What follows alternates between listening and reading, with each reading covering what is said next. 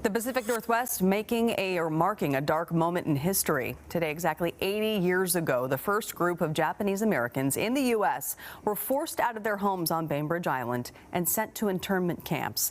And shortly thereafter, around 120,000 people of Japanese descent from all across the country would end up in these camps. Today, we hear from survivors and how they remember that period of our history, but they are also expressing fear over a recent spike in hate crimes against Asian Americans all across our country. Fox 13's Frankie Thompson has their message tonight. Frankie?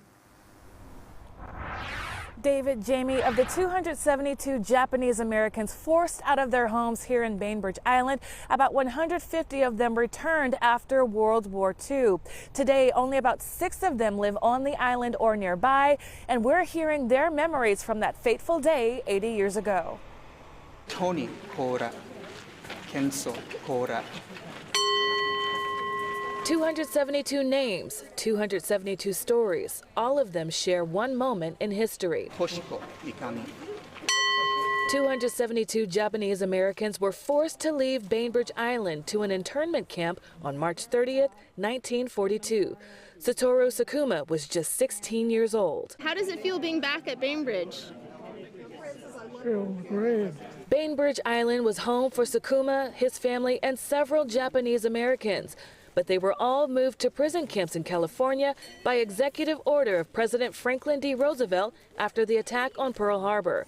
In the 80 years since their removal, the healing continues. He never wanted the narrative to be of anger or hatred.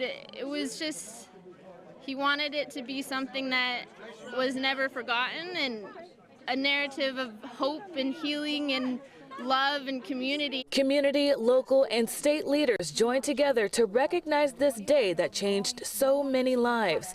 Some of the survivors say they remember several of their Bainbridge Island neighbors standing against the exclusion. They didn't believe we could be terrorists or spies, or that we were more connected to Japan than America. Lily Kamada was just 7 years old when forced from her home. She says the prejudice she experienced then don't compare to the anti-Asian hate seen around the world now. Lately, when people are actually attacked and hurt, well, that's a whole different thing. Today we live in an atmosphere of manufactured fear and hysteria, creating a toxic cloud of anti-Asian bigotry, prejudice, assault, and death, feeding the racial strife that daily threatens marginalized communities of color and sexual orientation, thus threatening the liberty and justice for us all. Give me land, lots of land under starry skies above. Instead of becoming bitter, Sakuma was an overcomer. He served with the 442nd Infantry Regiment, the most decorated regiment in U.S. history, and was a Purple Heart recipient.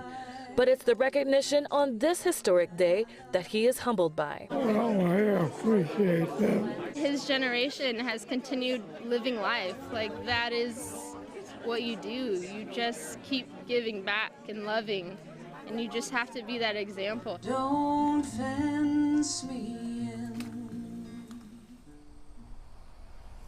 Governor Jay Inslee also gave remarks at today's ceremony with his message for everyone to stand against the power of fear, and we can do it together. Reporting live in Bainbridge Island, Frankie Thompson, Fox 13 News.